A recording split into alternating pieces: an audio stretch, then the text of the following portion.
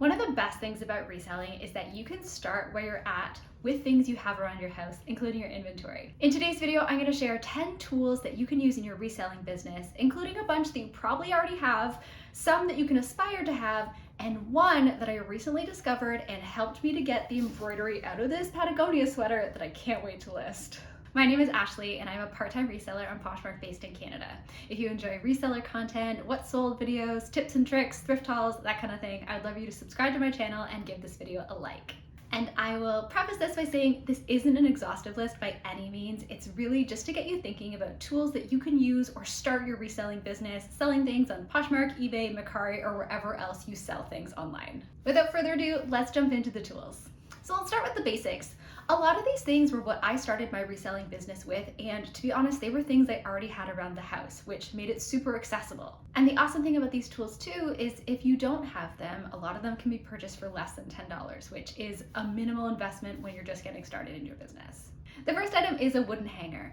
It was a tip that I heard, I think through Becky Park, to elevate your photos. And as soon as I heard it, I was like, yes. I said farewell to my plastic hanger, had a look in my closet, found a wooden hanger that we already owned, and started using those to take my photos. It's such a small thing, but it can really elevate the look of your hanging photos. I also recently invested in some wooden pant hangers, and I got a pack of 10, which means that there's one for my reselling business, 5 or 6 for the skirts and pants that we had in our closet that needed them, and then like 4 that are just sort of sitting there waiting for me to use them, but I'm sure I'll find a use for them at some point. Second item is a lint roller. I love me a lint roller, not gonna lie.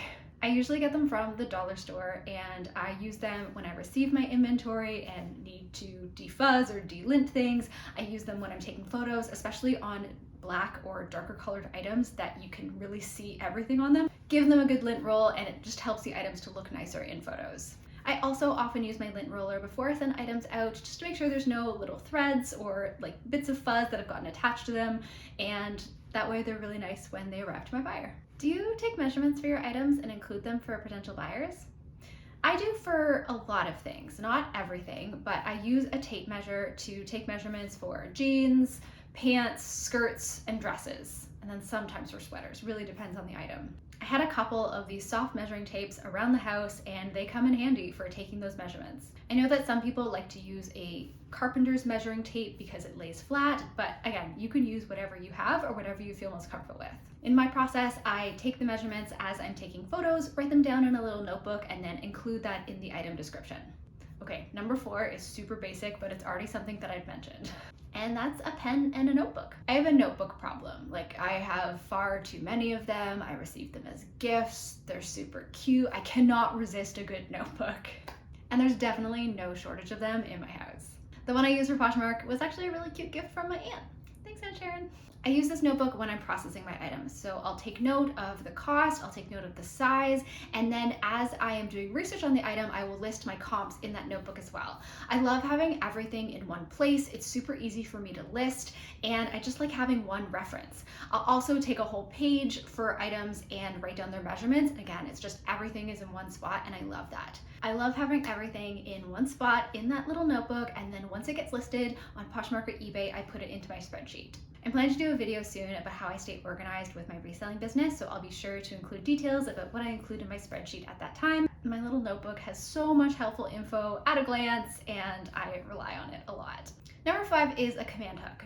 So in my business, I take a mix of hanging photos, flat lays, and the occasional modeled photo. When I first got started on Poshmark, I started taking my photos by using a hook that was on a door and hang my photos there. But then I realized I could pick up a command hook. They're like $5 and they stick anywhere, and I stuck it on these sliding closet doors that we have in our bedroom. And it's become the perfect spot for me to take my photos. It's a great white background and it's quite wide. I love the command hook because it is inexpensive and you can easily remove it if you need to. I would love to hear what you got started with in your reseller business. Now that we've talked about the basics, I want to talk about some of the upgrades and investments that I made in my business as things grew. So number 6 is a seam ripper. Not gonna lie, this is something I did not own until 2 days ago. It wasn't expensive, but as someone who doesn't sew, it wasn't something that I needed until I realized what I could do with it. I went down a Pinterest rabbit hole and I discovered that you can use the seam ripper to remove embroidery from items. And so that's what I did with the Patagonia sweater. So this Patagonia sweater had an embroidered logo right here. The sweater is in amazing condition and I didn't want to try and sell it or diminish the value by having some random company logo on it and try and sell it like that. So I decided to give it a go with the seam ripper. My favorite part about this was I was having a chat with some reseller friends while I was sitting there like removing the logo, and I was giving them the play-by-play, and they were also really excited about this. So I will say that there's some risk involved. I wasn't sure what was going to happen when I removed the embroidery and how it was going to look, but I decided to take this risk with this sweater because I felt like the knit fabric would be a bit more forgiving. I took my time with it and just ripped out a couple of threads at a time from the front and the back, kind of alternating. I was really happy when I started to see a great result and was motivated to get the rest of the embroidery out. I wouldn't try this with a delicate fabric, an item that you were really worried about ruining, or something that had a thicker thread, because I would worry about the holes or just like ruining the item altogether. You could also use the seam ripper to remove any patches or a bad hemming job. I'd be curious to hear if anyone else has tried this, especially with something more lightweight like a jacket or a thinner fabric, to see what your result was. Seam ripper, I'm really happy about it. It's my new favorite tool and I'm super jazzed to sell that Patagonia sweater. Next up is a sweater shaver. So I have a manual sweater shaver. It's fine. It's not my favorite thing, and so I'm actually looking for recommendations for an electric sweater shaver because there's so many out there and I kind of get overwhelmed looking at them. If you have a sweater shaver that you love, let me know which one you have. This can be a great tool to defuzz sweaters, to remove any pills. I've also seen people use it on activewear, which is awesome. They come in a wide range of prices, and I'd love to know if you have one that you swear by. When it comes to storing your inventory, there's a number of different ways that you can do it, and based on the space that we have in our condo, I store mine in clear plastic bins. The first one I started with was one that we already had, and then as my inventory grew, I just kept adding more bins. I love that they come in a wide range of sizes, and the fact that they're clear makes it super easy to see what's inside. I tell mine apart by putting a little piece of washi tape with a number on them, but because of the size of my inventory at this time, I usually know which bin an item is in. I know you always see this view, but over here, there's a corner that currently has, oh gosh, it's a mess over there. I would love to get some shelves to put over here and put my bins here, but they're currently just being stored in various corners of my bedroom. Purchasing a steamer was one of the first investments that I made in my reselling business, and I'm not gonna lie, I bought this one because it's pink. I also really liked that it was portable, but it mostly won me over because it was pink. I steam items when I can't launder them, when I'm getting ready to prep them for photos and getting wrinkles out, or sometimes if something has gotten wrinkled while it's been in storage, I steam it before I send it out.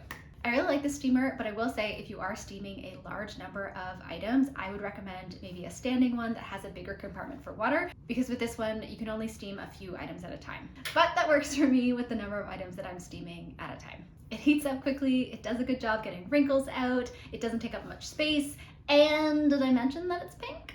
It's a good steamer, but there's lots of options out there if you're looking to invest in one. I realize that I haven't talked about any supplies relating to shipping, and that's because I have a whole video about it. I'll be sure to link it up above and also in the description box down below.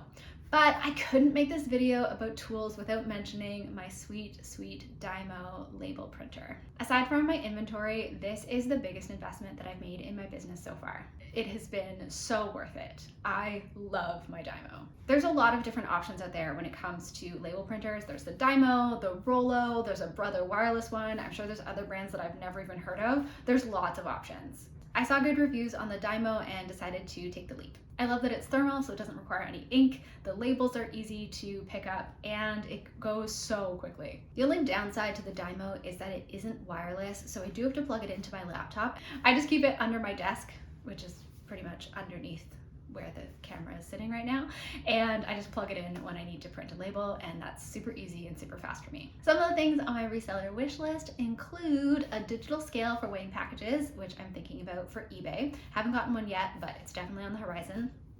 I'd also love to get a Hulkin bag. Yes, I'd like to get the pink one when it comes out, but I'd love that for taking packages to the post office. And I want to pick up a sweater shaver, but I need to figure out which one I want to get. Having a little bit of decision fatigue, so I've held off so far. There's definitely other things that I use in my business, but these 10 are some of my favorites and definitely the ones I reach for the most, or I'm just the most excited about, like the seam ripper. I'd love to hear about tools that you use in your reselling business and what your next reseller investment is going to be. If you're not already subscribed to my channel, now would be a good time, and if you found value in this video, I would love for you to give it a like. Thank you so much for watching, and I will see you soon. Bye, friends!